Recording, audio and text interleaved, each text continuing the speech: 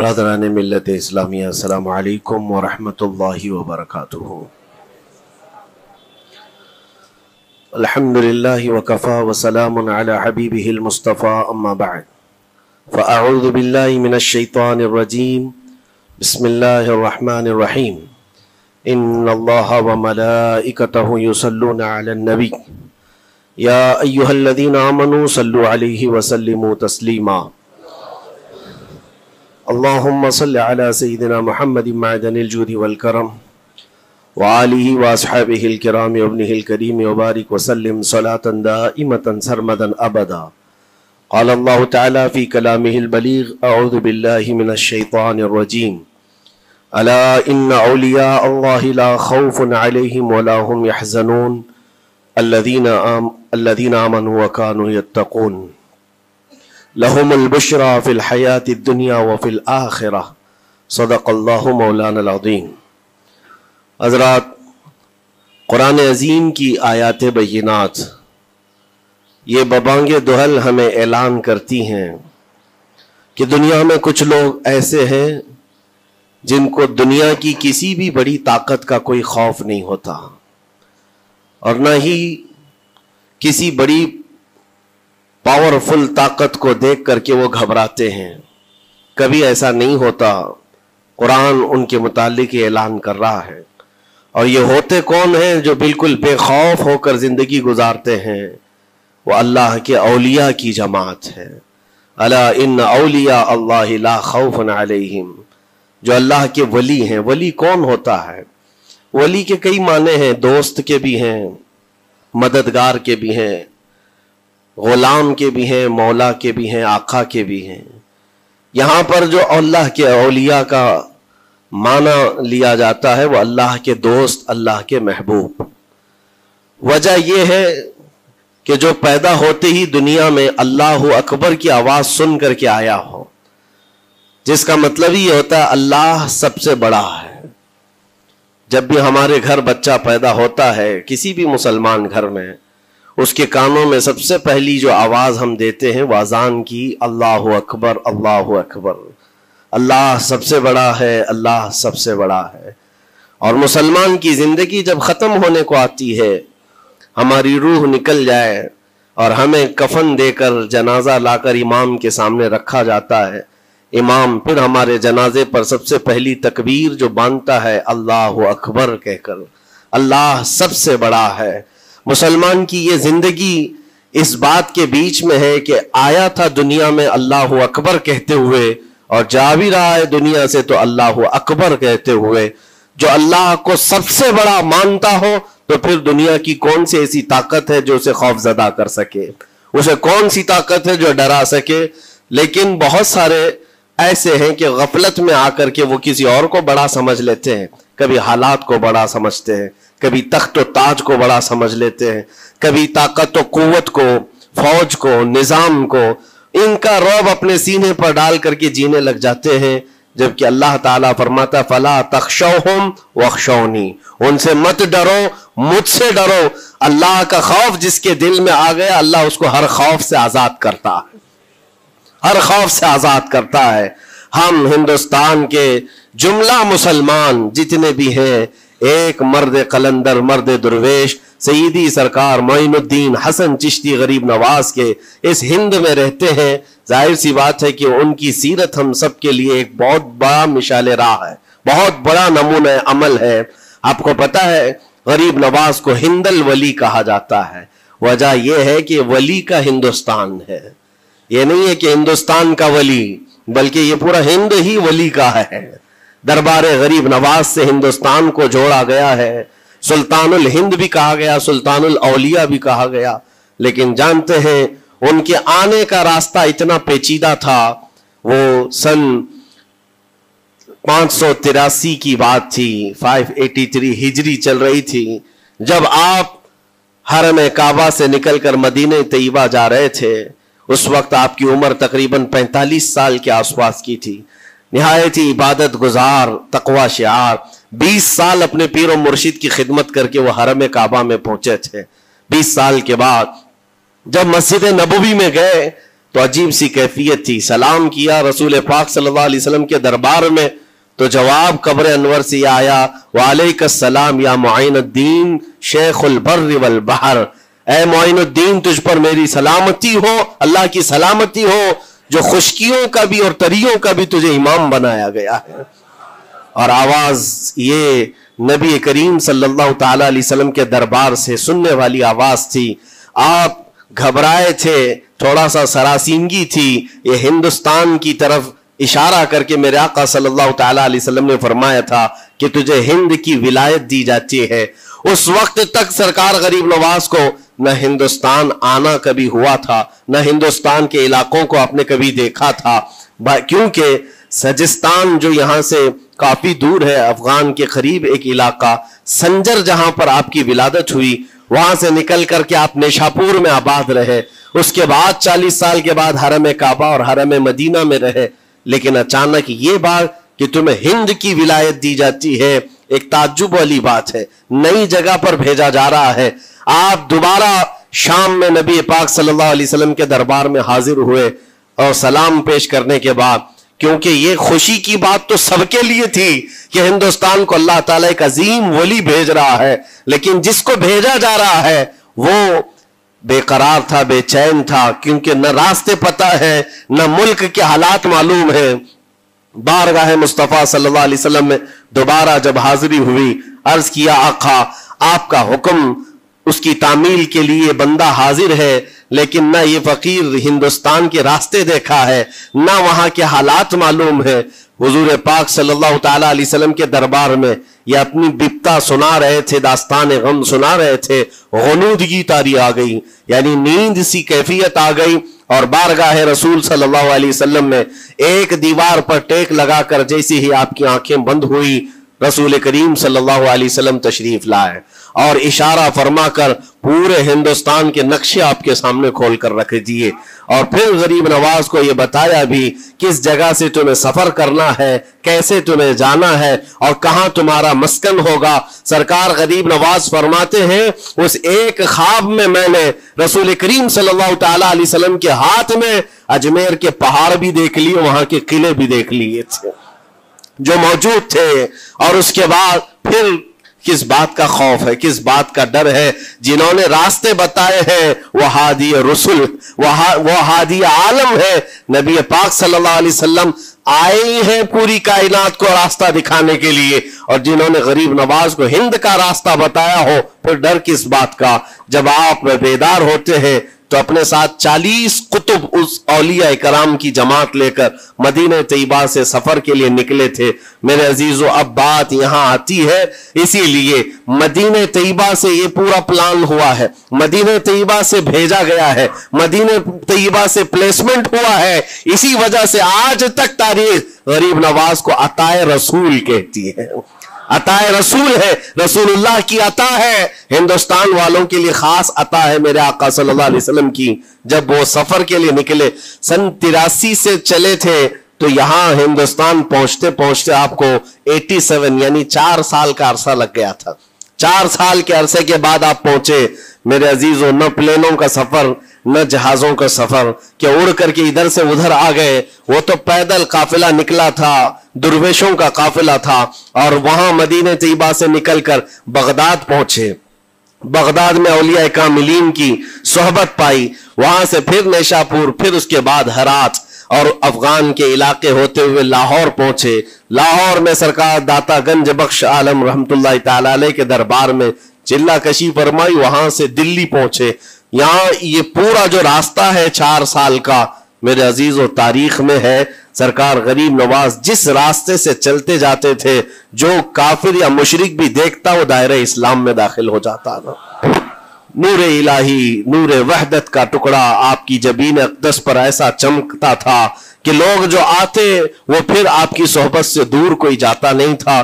دلی میں جہاں آپ آئے, یہ ایک عجیب اتفاق ہے, اس وقت کھانڈے راؤ ایک بڑا راجہ تھا, اس کا قلعہ تھا, اس کے سامنے ہی آپ نے پڑاؤ ڈال لیا.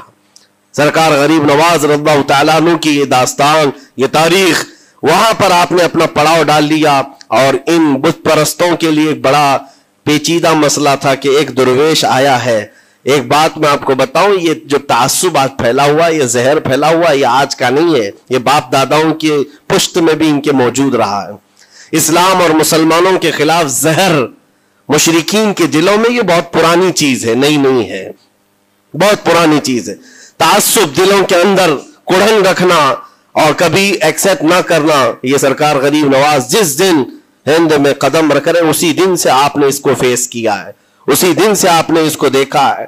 اور وہاں پر کھانڈے راؤ کی جماعت نے بہت کوششیں کی کہ یہ دلی میں داخل ہوا، یہیں سے ان کو ختم کر دیا جائے، نکال دیا جائے، لیکن عجیب اتفاق یہ ہے کہ یہ جو جماعت آئی تھی سرکار غریب نواز کے ساتھ، نہ ان کے ہاتھوں میں تلوار ہے، نہ بھالے ہیں، نہ چاقو ہے، نہ چھری ہے، یہ تو گدڑیاں پہنی ہوئی درویشوں کی جماعت تھی، گدڑیاں پہنی ہوئی درویشوں کی جماعت جو جھولے میں سوکھی روٹی رکھتے تھے اور پانی میں بھگو کر کھا لیا کرتے تھے۔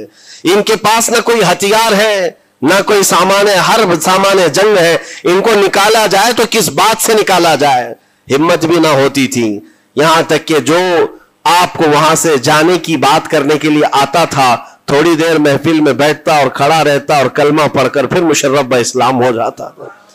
دلی کے اندر ایک دن کے اندر 1000 لوگ اسلام میں داخل ہوئے تھے۔ سرکار غریب نواز رضی اللہ تعالیٰ عنہ نے تلوار سے اسلام میں داخل نہیں کیا ہے، نہ ہی کسی کو ڈرا دھمکا کر کے۔ وہ سوکھی روٹی کھانے والے کس بات سے ڈراتے لوگوں کو؟ ان کے پاس کون سا ایٹم بم تھا؟ یہاں موجود جو راجے مہاراجے تھے ان کے پاس فوج بھی تھے، ہاتھی بھی تھے، گھوڑے بھی تھے، سب کچھ تھا، لیکن آنے والا مرد قلندر کیا لے کر کے آیا تھا تاریخ میں بتایا جاتا ہے۔ یہ وہ زمانہ تھا جب شہاب الدین غوری ہند کے اوپر حملے کر کے یہاں پر آنے کی کئی مرتبہ کوشش کیا۔ یہ افغان کا بادشاہ تھا شہاب الدین غوری، جب ہندوستان پر کئی مرتبہ حملے کر کے ناکام لوٹ رہا تھا، بیچ راستے میں ان فقیروں کی جماعت سے بادشاہ کی جماعت کی ملاقات ہو گئی۔ سپاہی جا رہے تھے شکست کھا کر اور یہ درویشوں کا قافلہ ادھر آ رہا تھا، دیکھا پہچانی سی صورتیں لگتی ہیں، جا کر کے ایک سپاہی نے پوچھا بابا آپ لوگ کہاں جا رہے ہیں؟ تو بابا جو جماعت میں آ رہے تھے انہوں نے کہا ہندوستان فتح کرنے جا رہے ہیں۔ بڑی بات ہے، گدڑیاں پہنے ہوئے، پیون لگے کپڑے ہیں، جھولیاں لٹکائے ہیں، اور اس نے دیکھ کر کے کہا مارا سپاہی نے، کہا یہ دیکھتے ہو ہمارے بادشاہ کی فوج ہے، اس میں ہاتھی گھوڑوں کی تعداد دیکھو، ذرا سامان جنگ تو دیکھو، اس میں نیزے تلواروں کی چھنک تو دیکھو، اور آپ یہ چند فقیروں کی جماعت لے کر ہند فتح کرنے کی بات کر رہے ہیں۔ تب سرکار غریب نواز کے کانوں میں آواز آئی تو آپ نے کہا اس سے کہہ دو فرق یہی ہے، تم جب لڑنے کے لیے جاتے ہو تو یہی ہاتھی گھوڑے اور تلواروں کے بھروسے جاتے ہو، معین الدین صرف اللہ اور اس کے رسول کے بھروسے جا رہا ہے۔ ہمارے پاس جو طاقت ہے وہ اللہ اور اس کے رسول کے ساتھ ہونے کی طاقت ہے۔ آج کے زمانے میں غریب نواز کا یہ جملہ ہمارا حوصلہ بڑھا دیتا ہے، کوئی ہو یا نہ ہو اللہ ہمارے ساتھ ہے، اللہ ہمارے ساتھ ہے۔ حالات جتنے بھی بدلتے جائیں لیکن میرے عزیزو اللہ حی و قیوم ہر چیز کو دیکھ رہا ہے، اس سے کوئی چیز غافل نہیں ہے۔ بعض لوگوں نے یہ شوشے چھوڑنا شروع کر دیے کہ اب ان کا مستقبل کیا ہوگا، اب ان کا فیوچر کیا ہوگا، نئی حکومتیں آئیں گی، نیا نظام آئے گا، اب تمہاری نہ مسجدوں کی خیر ہے، نہ میناروں سے آواز آئے گی، نہ تمہاری اذانوں کا اور نہ ہی تمہارے نمازوں کا کچھ فیوچر ہے۔ یہ سب باتیں ان لوگوں کے ذریعے سے آ رہی ہے جو کسی کے فضلہ خار ہیں یا کسی کے الیکشن کے پیسے کھائے ہوئے لوگ ہیں۔ میں کہتا ہوں جو سچا مومن ہے وہ اس بات پر عہد کرتا ہے، کربلا کی سرزمین پر بھی اذان کی آواز بند نہ ہو سکی تھی، جہاں بہتا خون بھی بتا رہا تھا اسلام زندہ ہوتا ہے ہر کربلا کے بعد۔ آج بھی حالات اگر ہمارے موافق نہیں ہے تو میرے عزیزوں نسلوں میں کوئی تو آئے گا جو صلاح الدین بن کر کے ابھرے گا، نسلوں میں کوئی تو آئے گا جو غریب نواز کا غلام بن کر معین الدین بن کر کے نکلے گا۔ اس لیے کہ حالات ہر وقت ایک طرح کے نہیں ہوتے، ہم نے تاریخ دیکھی ہے اور رب تعالیٰ کا قانون ہے، کبھی بادشاہوں کو فقیر بنا دیتا ہے اور کبھی فقیروں کو بادشاہ کا منصب عطا کر دیتا ہے۔ جب سرکار غریب نواز دلی کے سرزمین پر آپ بیٹھے ہوئے تھے اپنے صوفیہ کی جماعت کے ساتھ، ایک دسترخوان لگا ہوا تھا، दस्तरखान लगा हुआ है, औलिया इकराम की जमात है, एक दूसरे से बातचीत कर रहे हैं। दिल्ली में उस वक्त हालात अजीब थे। एक छोटा सा लड़का जिसकी उम्र 13 या 14 साल की रही होगी, वो अपने हाथ में खटोरी और एक तीर और तरकश लेकर के सामने से जा रहा था। औलिया की नजर उस पर पड़ी। सरकार गरीब नवाज ने नजर उठाकर देखी, और सामने से मजमे से जाने वाले बच्चे बहुत सारे होते हैं, कोई आया गया, लेकिन गरीब नवाज ने नजर उठाकर देखा और फिर सूफिया की जमात से कहा कि देखना ये कल दिल्ली का बादशाह बनकर के निकलेगा, हिंदुस्तान की पूरी सल्तनत इसके पास होगी। तारीख में मौजूद है, गरीब नवाज की जुबान से निकला हुआ ये जुमला। वो लड़का कोई और नहीं था, सुल्तान शमसुद्दीन अल्तमश, जो हिंदुस्तान का ताकतवर बादशाह बनकर के निकला था। हाँ, वो जिसको चाहे नवाज दे और जिसको चाहे उठा दे। अजीजान गिरामी वक़ार, हमारे इम्तिहान की घड़ी चल रही है। हमारे हालात अभी यानी बैक की तरफ अगर जा रहे हैं तो इसका मतलब ये नहीं है कि खत्म हो गए। हम ये देखते रहेंगे और रब ताला की मदद का इंतजार भी करेंगे। हमारे साथ जो कुछ भी जुल्म हो या नाइंसाफी हो, हर एक चीज के लिए हम इतना ही कहते हैं, ये वक्त भी गुजर जाएगा, रात हमेशा नहीं होती, सुबह का उजाला जरूर आएगा, सुबह का उजाला आएगा। अजीजान गिरामी वक़ार, सरकार गरीब नवाज रज़ियल्लाहु तआला अन्हु का वो जुमला याद रखो, हम अल्लाह और उसके रसूल के भरोसे जीते हैं, अल्लाह और उसके रसूल के भरोसे जीते हैं। ताकतें, कुव्वतें या तख्त और ताज हमारे मुखालिफ हो जाए तो ये नई बात नहीं है, इस्लाम के साथ ये हर बार होता रहा है, इससे पहले भी हुआ है। हालात हमारे मुखालिफ रहे। औलिया कामिलीन की जमातें देखिए, अहले बैत अतहार, रसूलुल्लाह की आल, इतने में आपको शहादत के वाकयात अगर बता दूं, आपको तो सिर्फ एक करबला मालूम होगा, एक करबला सुना होगा कसरत से, लेकिन जानते हो रसूलुल्लाह की आल में से कई ऐसे साहबजादे हैं जिनको जेलों में एक एक साल नहीं 7 साल 8 साल तक बंद रखा गया। इमाम मूसा काजिम रज़ियल्लाहु तआला अन्हु को 7 साल तक जेल में रखा, जंजीरों से बांधा और जहर दे करके उनको शहीद किया गया है। हज़रत इमाम मोहम्मद बिन हसन अस्करी 20 साल तक जेल में काटे हैं। ये रसूलुल्लाह के घर वालों की बात कर रहा हूं। सैयदना ज़ैद शहीद, जिनको सूली पर चढ़ा दिया गया था, ये इमाम हसन मुज्तबा की औलाद में से है। ये सारे खूनी दास्ताने यहां इस्लाम की तारीख में मौजूद है। जब इस्लाम उस वक्त नहीं रुका तो अब क्या खाक रुकेगा। इस्लाम अब नहीं रुकना है, कयामत तक इसकी हिफाजत अल्लाह करीम फरमाएगा, अल्लाह करीम फरमाएगा। हम जैसे आएंगे और चले जाएंगे, लेकिन इस्लाम को फलना फूलना है, ये फलता फूलता ही रहेगा इंशाअल्लाह। आपकी जिम्मेदारी इतनी है, आपकी इतनी जिम्मेदारी है, हालात देख करके बच्चों को यह ना कहना कि बेटा आप जैसे हालात चल रहे हैं वैसे ही चलते रहो। नहीं, अपने बेटों को यह तरगीब देना कि बेटा आज हम इम्तिहान की घड़ी में हैं, कल अगर अल्लाह ने हालात अच्छे कर दिए तो याद रखना, जिस जगह बुतकदे बने हमारी मस्जिदों को तोड़कर, इंशाअल्लाह वहां से अजान की आवाज फिर से गूंजेगी, अजान की आवाज आए। ये बच्चों को नसीहत होनी चाहिए। हमारी तारीख मिटाने से मिटती नहीं है, एक दौर आएगा फिर जब अल्लाह करीम चाहे तो ये तारीख खुल करके लोगों के सामने आए। हम किसी पर जुल्म करने की इजाजत हरगिज नहीं देते, और साथ ही इस्लाम ये भी कहता है जुल्म हो जाए तो सहने की इजाजत भी नहीं है। आपको हक बात बोल कर जाना है, हक बात पहुंचा करके जाना है। बोलने में क्या है, हमारी जुबान काटी जाएगी, हमारी गर्दन मारी जाएगी, लेकिन हक बात की हिफाजत नस्लों तक मुंतकिल करना अल्लाह करीम की तरफ से एक बहुत बड़ा इनाम है, इसका बहुत बड़ा इनाम है। ये तो हम कर ही सकते हैं, हमारी नस्लों को ये बात बताएंगे इंशाअल्लाह अज़ीज़। ये गरीब नवाज का हिंदुस्तान कल भी था, आज भी और हमेशा रहेगा इंशाअल्लाह। सरकार गरीब नवाज का फैलाया हुआ ये चिराग कभी फूंक के फूंकों से बुझाया तो नहीं बुझाया जा सकता। आप दिल्ली की सरजमीन से जब अजमेर मोहल्ला पहुंचे थे, ये तकरीबन 7 महीने का सफर था गालिबन। इस सफर के दौरान कई हजार लोग इस्लाम में दाखिल हुए थे, और आपको उसके बाद की तारीखी हालात मालूम है। जादूगरों ने मुकाबला किया, राजाओं महाराजाओं ने, बादशाहों ने मुकाबला किया, और फौज ने मुकाबला किया। न जाने कितने लोग। एक बार तो ऐसा हुआ कि अन्ना सागर की उस पहाड़ी पर आप जिक्र में मशगूल थे, राजे ने कई मर्तबा ये सोचा कि इनको मार करके या किसी तरह से भगाएं, लेकिन जब नहीं हुआ तो राजा से किसी ने कहा ये منتر والا کوئی فقیر ہے، اس کا توڑ منتر والے سے ہی ہوگا. تو اس وقت جو بہت بڑا ان کا ایک منتر جاپ کرنے والا پجاری تھا، اس وقت اس تاریخ میں اس کا نام رام دیو بتایا گیا ہے، یہ والا نہیں ہے، اس زمانے کا تھا.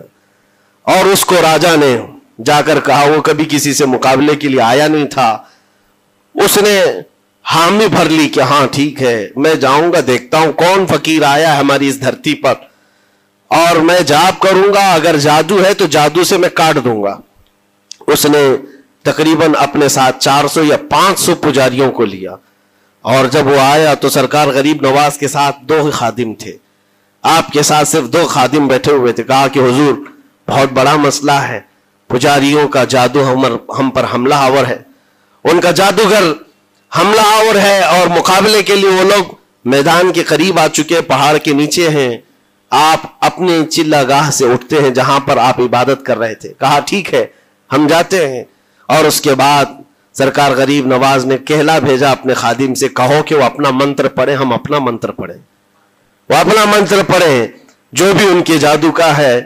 اب جب وہ پنڈت نے، پجاری نے دیکھے بغیر اپنے سارے پجاریوں سے کہا کہ جیسے ہی وہ درویش آئے گا، وہ فقیر آئے گا، ہمارا یہ منتر ہے، یہ پڑھنا، وہ آگ میں بھسم ہو جائے گا، دنیا دیکھے گی. سبوں نے کہا ٹھیک ہے، لیکن ابھی کسی نے دیکھا نہیں تھا. لیکن جیسے ہی وہ اپنی جھوپڑی سے یہ مرد قلندر جلوہ رسول لے کر کے نکلا تھا، جمال رسول لے کر نکلا تھا. بیٹا ہے کس کا؟ حسن و حسین کا بیٹا ہے، فاطمہ زہرا کا بیٹا ہے. جیسے ہی باہر آئے، وہ منتر جو سکھایا گیا تھا سب کے قریب قریب آئے. 400 لوگوں نے وہ غریب نواز کی پیشانی کو دیکھ کر منتر پڑھنا شروع کیا. اور منتر کیا تھا؟ ان کی زبان سے لا الہ الا اللہ، لا الہ الا اللہ، لا الہ الا اللہ. لوگوں نے کہا یہ ادھر کیسے آ گیا کلمہ؟